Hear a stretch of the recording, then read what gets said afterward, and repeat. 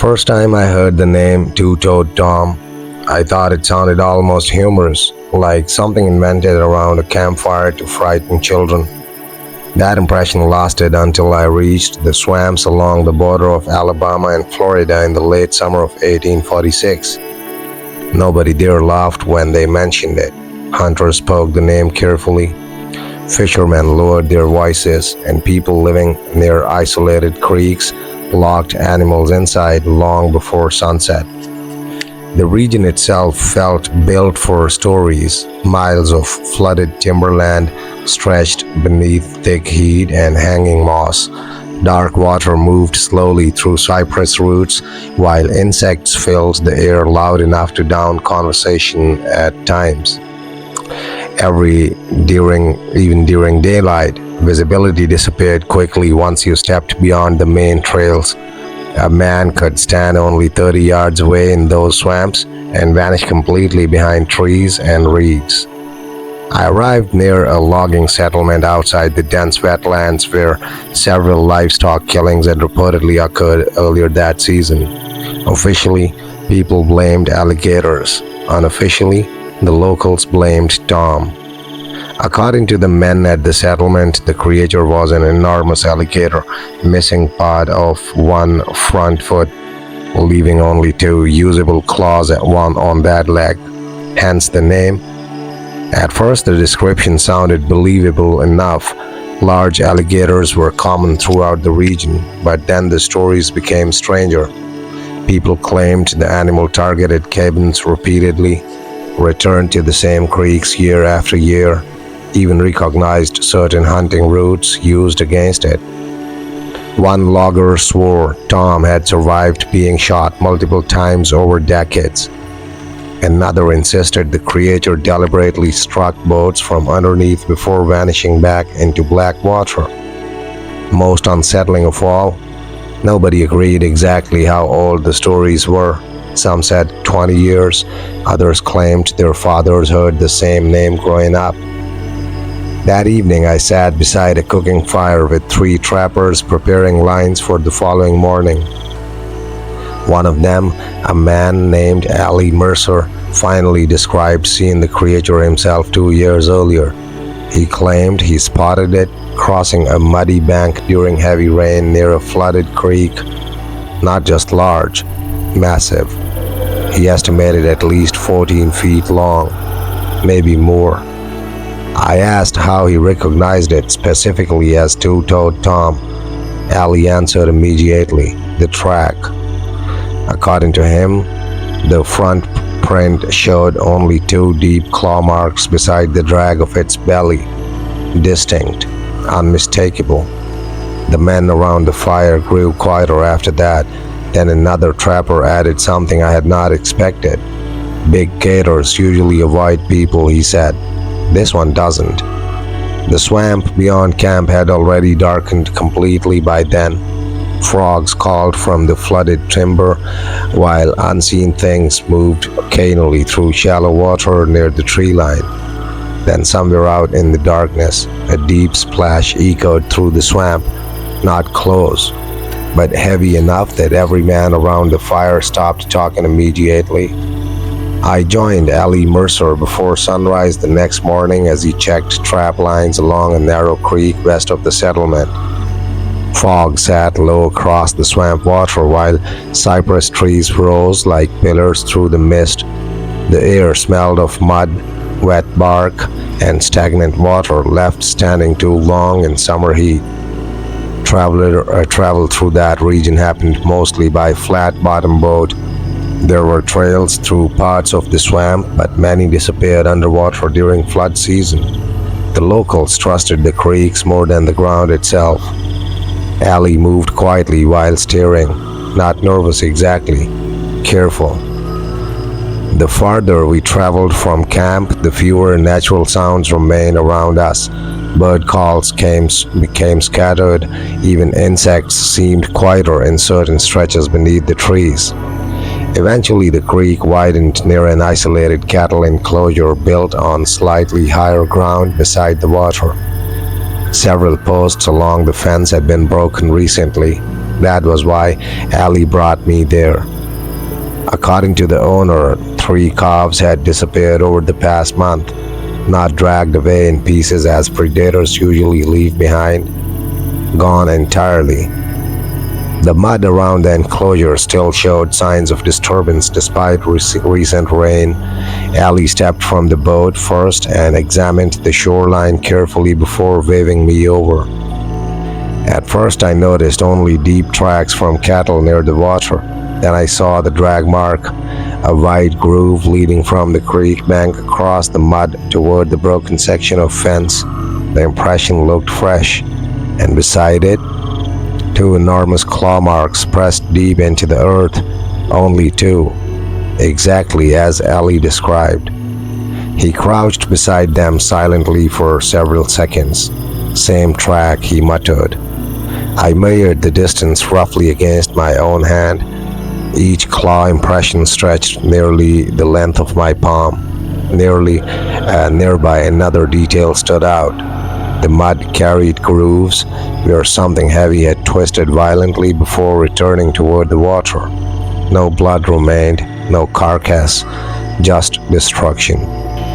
The cattle owner arrived shortly afterward, carrying a rifle old enough to look unreliable. He refused to let his children near the creek anymore after dark. According to him, the livestock attacks followed a pattern. Always during humid nights after rainfall, always near still water, and always from the same direction in the swamp. I asked why nobody simply hunted the animal directly. The man gave a short, humorless laugh. People tried. He pointed toward the deeper swamp beyond the creek. He knows those waters better than us. That phrase returned out often among locals. Not that the creature was supernatural, not invincible, simply experienced, like something that had survived long enough to learn human behavior before leaving the enclosure. Ali showed me one final thing. Several feet above the mudline on a nearby cypress trunk were old embedded pellets from shotgun fire, weathered nearly smooth by time. "Somebody fired at him years ago here," Ali said. Then he pointed lower along the bark where fresh scraping marks crossed older scars. The tree had been struck again recently, as though the same animal had returned to the exact place where it was once hunted. On our way back through the creek channels, Ali remained unusually quiet. Finally, I asked him whether he believed two-toed Tom was simply a large alligator. He stared ahead into the fog for a long moment before answering. "A regular gator learns to fear gunshots," he said. "Tom learned where they come from." The first direct attack I heard about happened 3 nights later during a storm. Heavy rain had flooded large portions of swamp surrounding the settlement, pushing water higher into the timber than usual. Creeks overflowed into trails, and several cabins nearest the low ground became partly surrounded by standing water. That was when Two-Toed Tom reportedly moved closer to people. I woke shortly after midnight to shouting near camp. Lanterns appeared through the trees while several men hurried toward the southern edge of the settlement carrying rifles. Ali Mercer arrived moments later, already soaked from rain. "Something hit the Carter place," he said. We followed the others through mud and flooded trail sections until the Carter cabin finally appeared ahead through the storm. The house stood on short wooden stilts beside a narrow swamp channel now swollen with rainwater. Several livestock pens near the cabin had been smashed apart completely. One mule lay dead near the fence line. The animal's chest appeared crushed rather than torn open. The Carter family huddled inside while armed men searched the waterline around the property. According to Mr. Carter, the attack began less than 20 minutes earlier. The family dog started barking toward the creek before suddenly disappearing. Then something struck the underside of the livestock enclosure hard enough to shake the posts loose. When Carter stepped outside with the lantern, he saw movement in the floodwater beside the cabin. Not clearly, just a large, dark back crossing between the rain. Then the mule screamed. By the time he fired his rifle, the animal had already been dragged partly into deeper water. The men examining the shoreline found the same marks Ali showed me before, massive body drag impressions, and beside them, 2 deep claw prints, fresh. One of the hunters moved farther along the flooded bank searching for additional tracks. A moment later, he called everyone over. The side of the cabin itself carried damage. Long gouges carved into wet wood several feet above the floodwater line. Not accidental scrapes, impact marks, as though the creature had struck the cabin while turning in the water. Then someone noticed something worse. The drag marks did not lead away from the property immediately. They circled it twice. The realization unsettled even the older swamp men. A predator taking livestock was one thing, but this looked almost deliberate, like the animal had remained near the cabin after the attack instead of fleeing gunfire. Ali examined the water carefully beyond the dock while rain hammered the swamp around us. Then he whispered, "He's still there." Nobody laughed. The floodwater surrounding the cabin had gone strangely calm despite the storm overhead. Rain still struck the surface, but beneath it, the current had stopped moving naturally. Several men raised lanterns toward the creek. For a few seconds, nothing appeared. Then a dark shape surfaced briefly near a cluster of cypress roots, perhaps 40 yards away. Only the top of the head and eyes, low above the water, watching the cabin. The size alone froze everyone in place. One hunter fired immediately. The rifle blast echoed through the swamp. The shape vanished beneath the black water instantly. Then came a violent impact beneath the flooded dock. Wood cracked loudly. One of the support posts snapped sideways, and something enormous moved under the surface directly beneath us. The impact threw 2 men off balance immediately.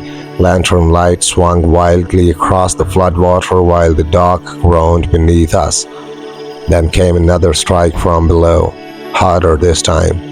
Part of the wooden platform collapsed into the swamp with a loud crack, sending one hunter knee-deep into the dark water before the others dragged him back up.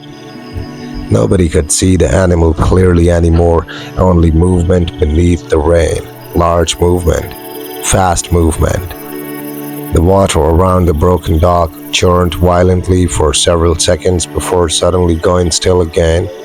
That sudden silence frightened the men more than the attack itself. One moment chaos, the next nothing, just rain hitting black water. The hunter who had fired the rifle began reloading with shaking hands. Ali grabbed his arm immediately. "Don't waste another shot unless you see him." The others pulled back toward higher ground near the cabin porch while Mr. Carter ushered his family farther inside. No one wanted to stand close to the waterline anymore. Then something surfaced near the destroyed livestock pen.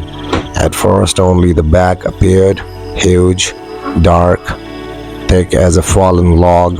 The creature moved slowly through the floodwater until part of its head emerged beside the broken fence. Even though rain and darkness, its size felt unnatural. The skull alone looked broader than the front of a canoe. One damaged foreleg briefly lifted against the mud bank while it turned, and there it was. 2 claws, only 2. The missing section of the foot gave the limb a twisted appearance unlike any normal alligator. One of the older hunters whispered the name under his breath. Tom. The creature remained motionless several seconds, staring toward the cabin. Not thrashing, not panicking from the rifle shot, simply watching. Then another unsettling detail became clear: scars. The hide across its back and neck carried pale marks from old injuries, some long healed, others appearing fresh from recent years. Bullet scars, trap wounds, evidence of repeated encounters with people. The animals had survived many attempts to kill it and seemed to understand exactly how dangerous humans were. The hunter beside me finally fired again. The shot struck water near the creature's head. Tom reacted instantly. The massive tail lashed once against the floodwater with enough force to send mud and debris across the shoreline. Then the animal vanished beneath the swamp, not away from the cabin, toward it. Allie shouted immediately.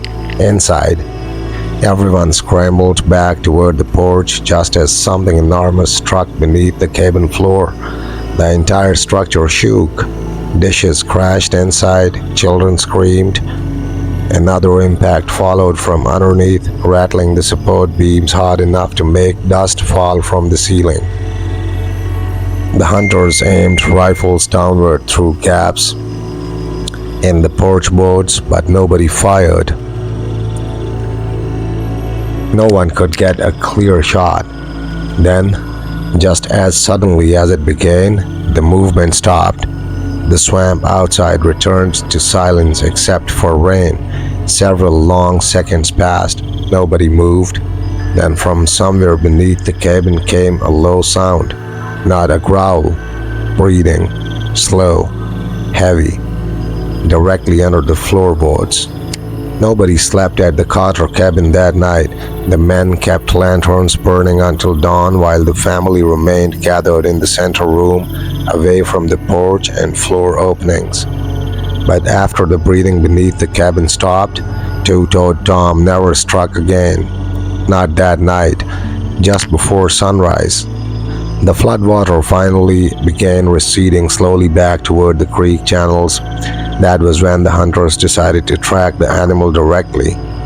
There were 7 men altogether by morning: Allie Mercer, the Carter brothers, 3 swamp trappers from a nearby logging camp, and a former river guide named Amos Reed, who claimed he once followed Tom's trail for nearly 2 days before losing it in flooded timber. Most carried rifles, 2 brought heavy iron hooks and rope normally used for hauling large gators from deep water. Nobody spoke like they expected an easy hunt. The swamp itself looked changed after the storm. Water levels had risen into sections of forest usually left dry, turning entire stretches of timberland into shallow black pools between the trees.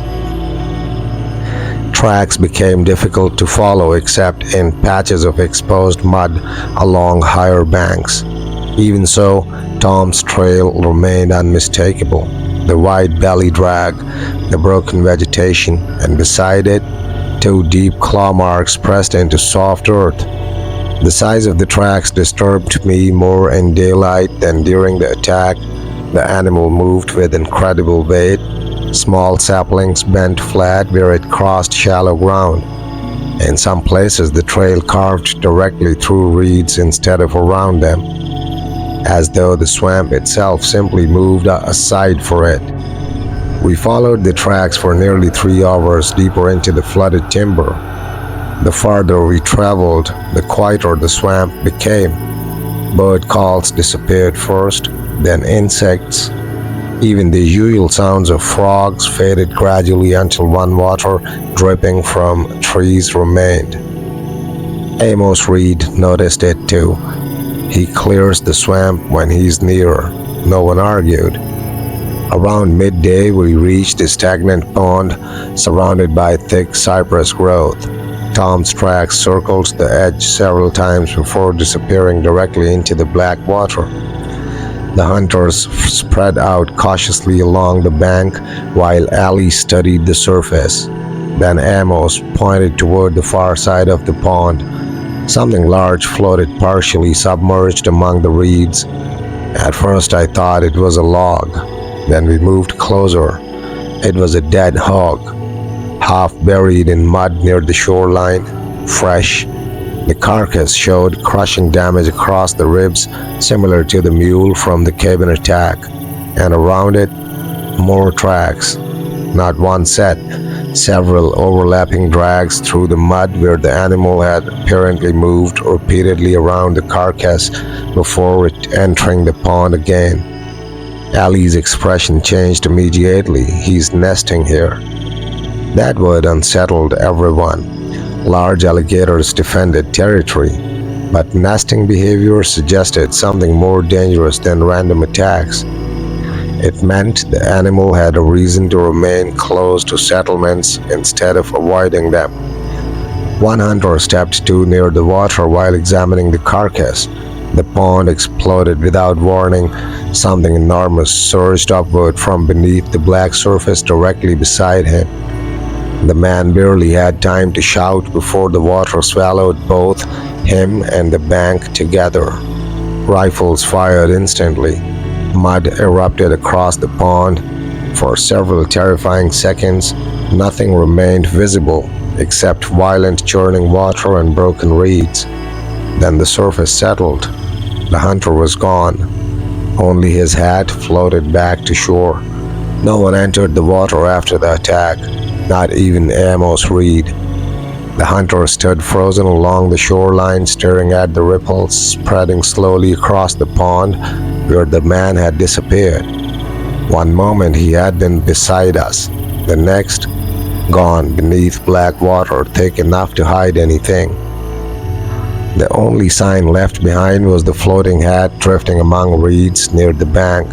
Ali fired once more into the pond out of instinct rather than aim. The shot echoed through the trees and vanished into silence. Nothing surfaced, no body, no blood, just still water returning gradually to calm. That frightened the hunters more than violence would have. A large predator should thrash, should struggle, should leave chaos behind. Tom simply removed the man from the shoreline and disappeared again. Amos Reed backed away from the pond first. "We leave," he said immediately. No one disagreed. The return through the swamp felt very different from the hunt that morning. Nobody spoke above whispers. Each man kept watching the water between the trees instead of the trail ahead. Several times we heard movement somewhere parallel to us deeper in the flooded timber.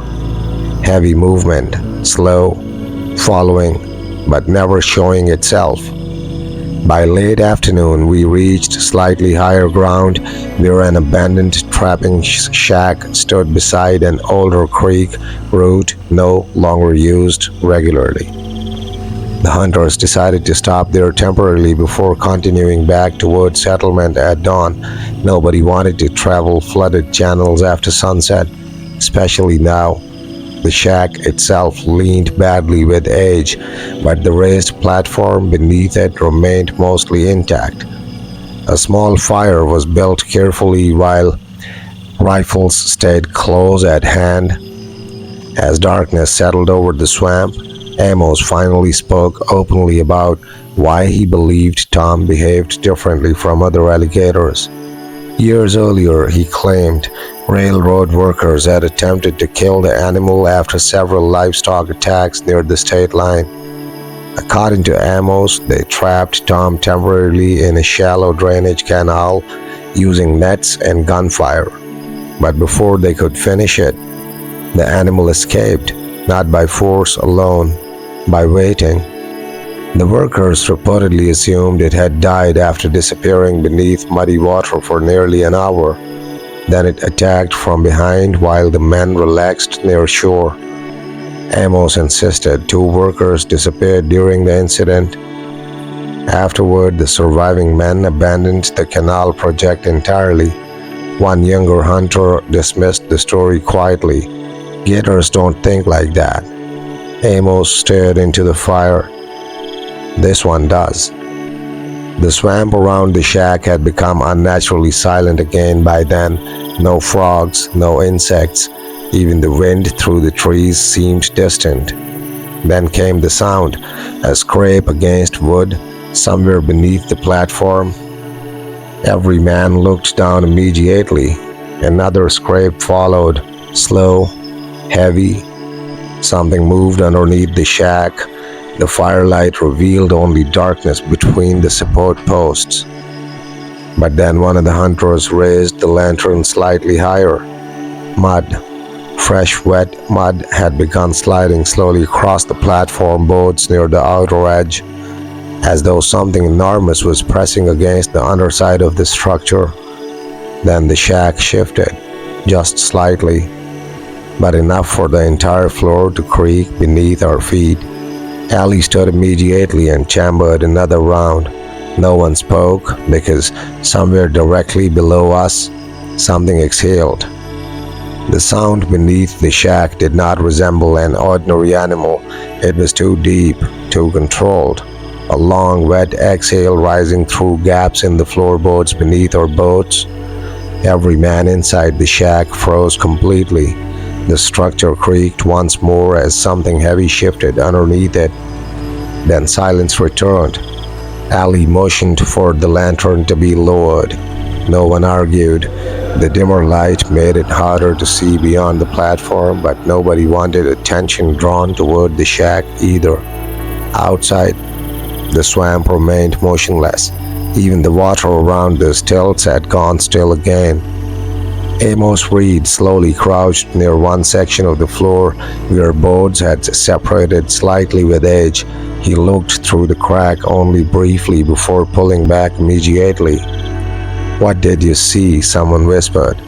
Amos answered without looking up. "And I."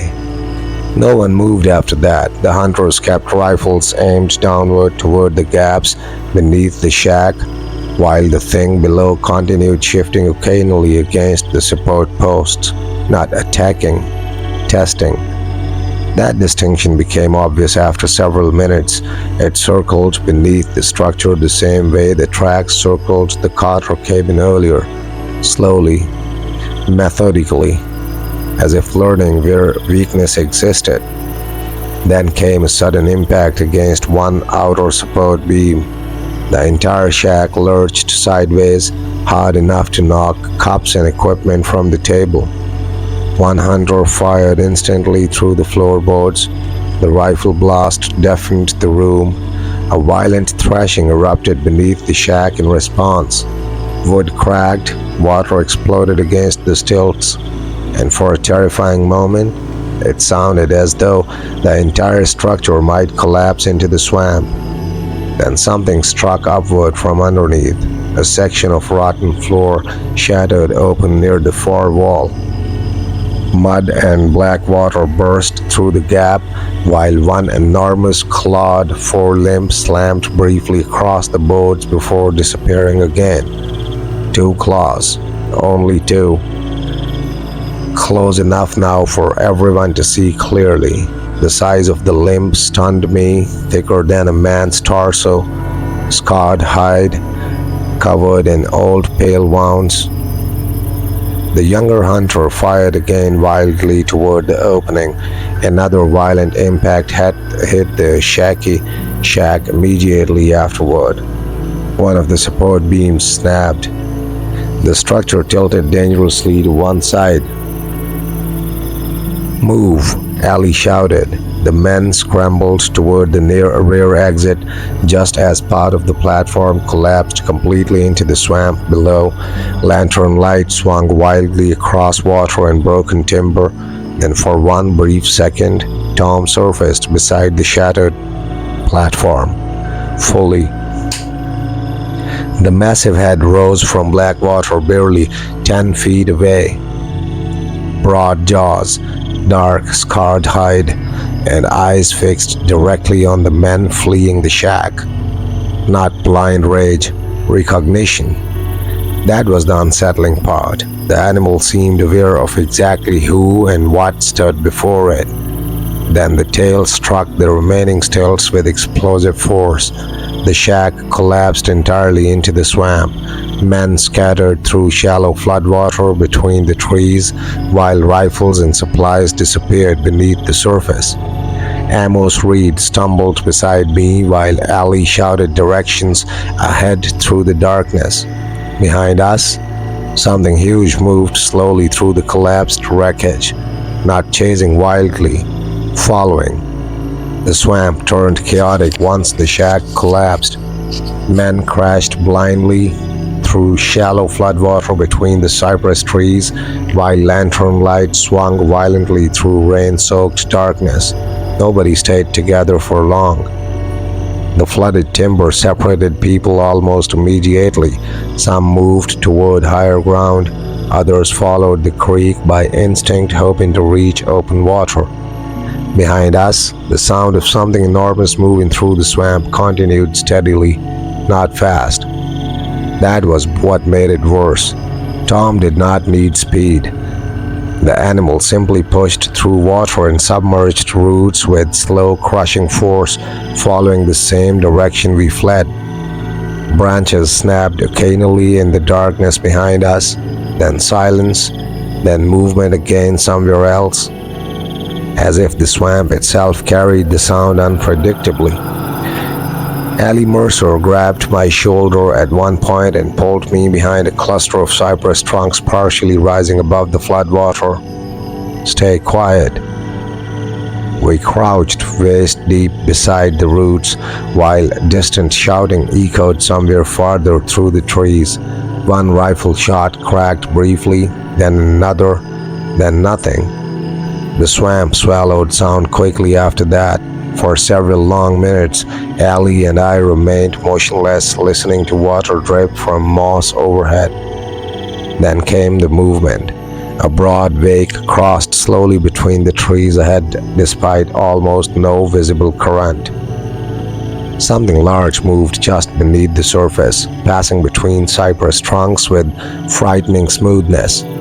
We could not see the full body, only the effect it had on the water around it. Then part of the back surfaced briefly beneath moonlight, breaking through the storm clouds, massive, scarred. The creature moved with 20 feet of us without turning our direction. Allie barely breathed. Tom continued through the flooded timber slowly until the wake disappeared into the darkness again. Only after several minutes did Allie finally whisper, "He's looking for the others." That realization unsettled me deeply. The animal was not attacking randomly. It was tracking movement and noise through the swamp with deliberate focus. Eventually, we resumed moving carefully east toward slightly higher terrain Amos mentioned earlier near an abandoned logging trail. The storm had mostly passed by then, leaving fog hanging low across the flooded forest. We found one of the younger hunters near dawn sitting against a fallen tree, shaking violently from shock. He had lost his rifle somewhere in the water. According to him, Tom surfaced beside another hunter during the escape and struck the man directly from beneath before vanishing again. No body recovered, no scream beyond the initial impact, just black water closing again. By sunrise, only 4 of the original 7 hunters remained together. Nobody suggested continuing the hunt anymore. That idea had died in the swamp during the night. But before leaving the flooded timber entirely, Allie stopped beside a muddy rise near the old logging trail and pointed downward. Tracks. Fresh. Tom's enormous body impressions crossed directly over the trail before disappearing toward deeper water again. But this time, something looked different. There were smaller tracks beside the larger ones, not as large, but carrying the same unusual two-claw pattern in the front impressions. Allie stared at them silently for several seconds. Then he spoke quietly enough that I almost missed it. "There's more than one now." The discovery of the smaller tracks changed the mood in the settlement completely. Before that morning, most people treated two-toed Tom as a single dangerous animal, old, unusually aggressive, but still understandable in the way predators usually are. Now another possibility entered the swamp: breeding. The idea spread quickly through the logging camps and fishing cabins along the state border. Some dismissed the smaller tracks as misread impressions in flood mud. Others were less certain. Ali Mercer belonged to the second group. 2 days after the swamp attack, he brought me farther south toward an isolated homestead occupied by an elderly trapper named Jonah Voss. According to Ali, Voss had lived near the swamps longer than almost anyone still alive, and knew stories about Tom going back decades. The old man's cabin stood alone beside a narrow Blackwater creek surrounded by cypress roots thick enough to resemble walls. Unlike most homes in the region, the cabin sat usually high above the ground on reinforced stilts.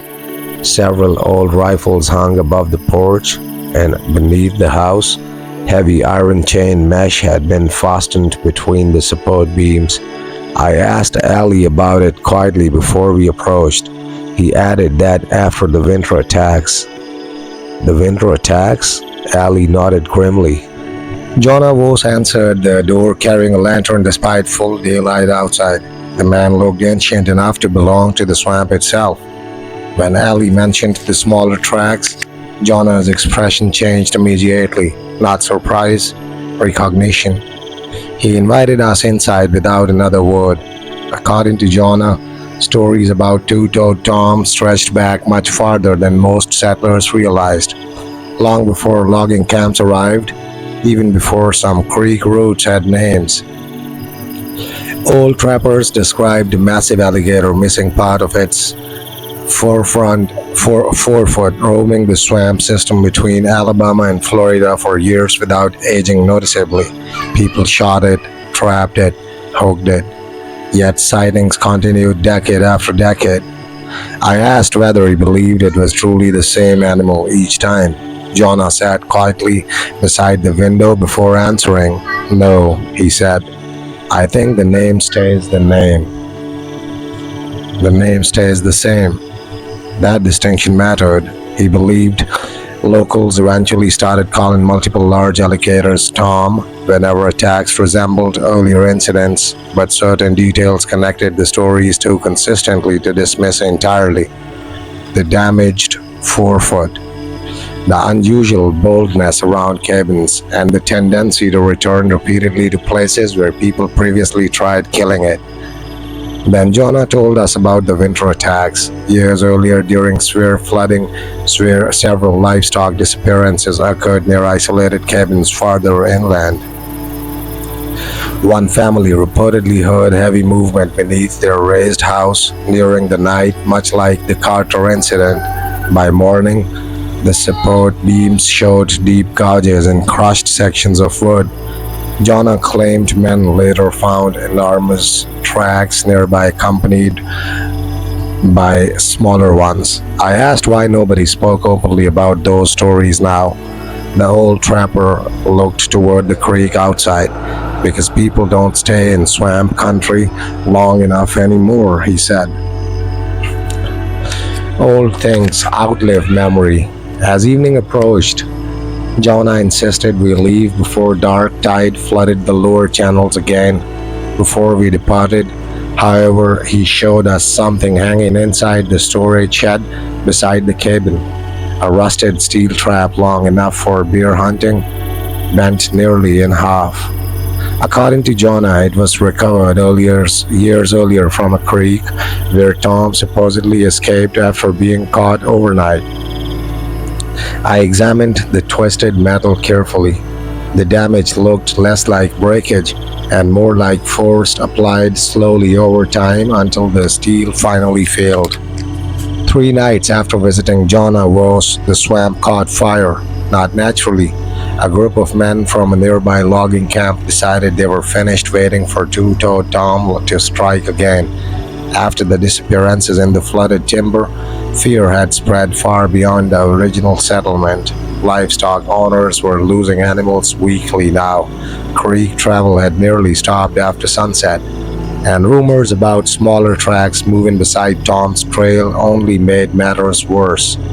So the men chose a narrow section of marsh, known locally as Bird Crossing, a strip of raised ground.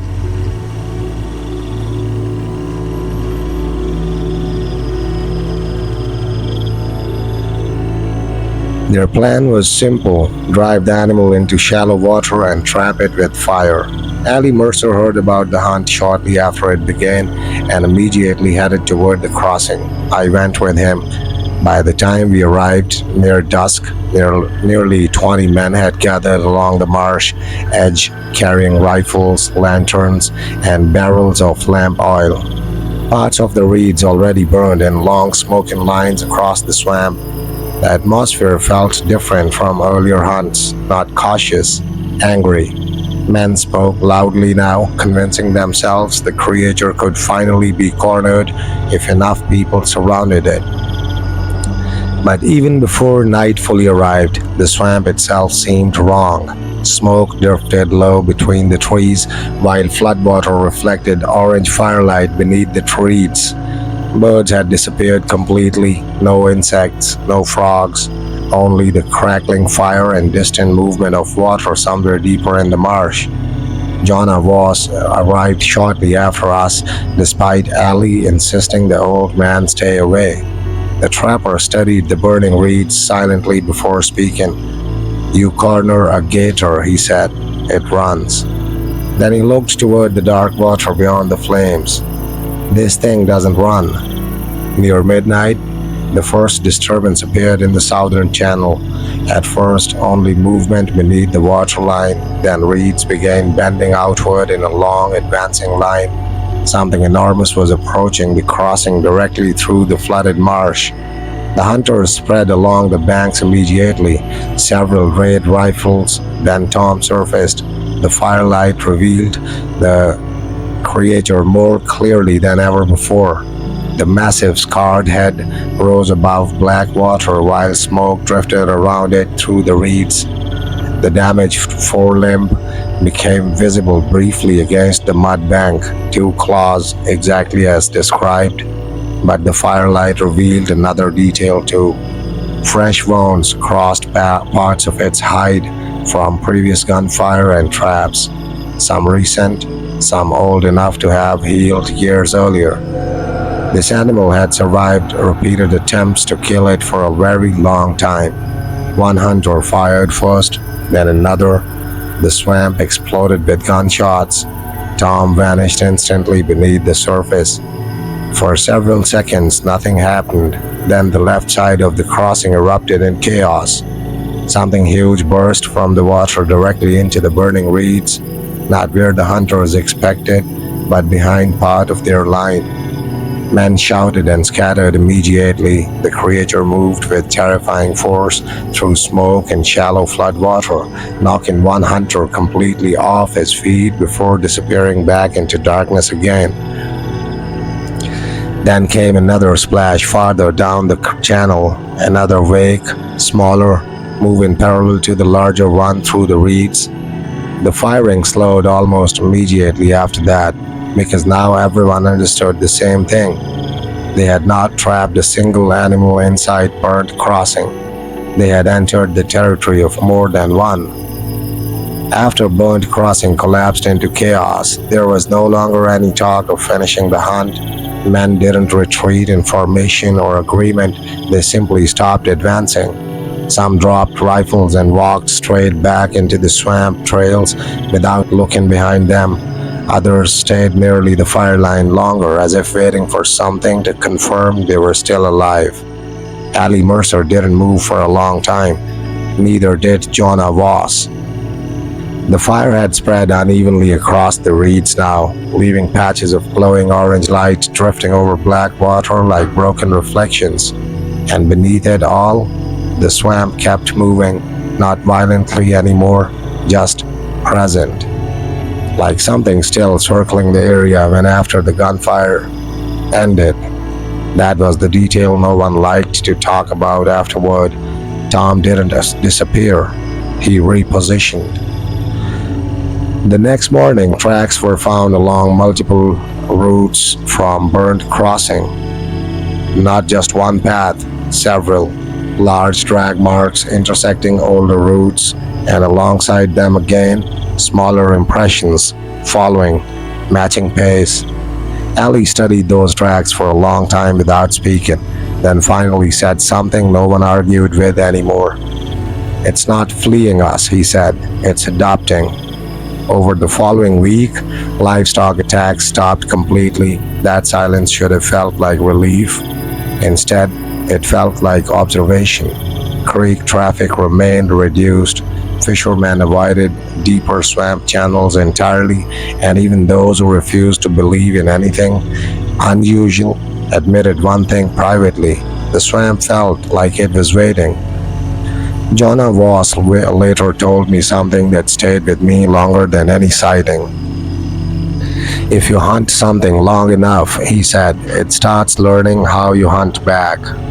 I asked whether he believed Tom had always behaved this way or if something had changed. Jonah didn't answer immediately. Instead, he looked toward the water behind his cabin, where the creek ran slow and dark beneath hanging moss. "Old swamps don't stay the same," he said. "They teach anything that survives inside them." That night, Ali and I followed a narrow channel back toward higher ground. The moon was only partially visible through the thin cloud over, and the water reflected it in broken fragments. At one point, Ali stopped the boat completely. I could hear it then, not movement, not splashing. Something pacing the channel beside us beneath the surface, keeping distance, matching speed. We didn't see it clearly, but we didn't need to, because the trail in the water never crossed us. It stayed parallel, like it was observing the route, learning it. Ali finally started the engine again without saying a word, and for the first time since I entered the swamp, I stopped thinking of Two-Toed Tom as something being hunted, and started thinking of him as something studying the hunters instead. I never saw Two-Toed Tom again after that night on the channel, not directly, but the swamp didn't feel like it ended the story either. It simply stopped revealing it.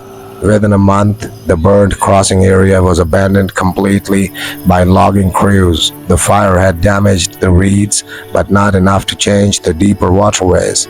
The channels remained intact underneath, as if nothing had happened at all. People resumed limited travel through safer creeks, but no one returned to the deeper flood timber where the encounters took place. Ali Mercer stayed in the region longer than most. He told me later that the swamp did something subtle after the hunt stopped. It got quieter in patterns. Certain areas that were once active with movement became still at the same times each day, almost like timing, almost like routine. Jonah Voss put it more simply when I visited him one last time.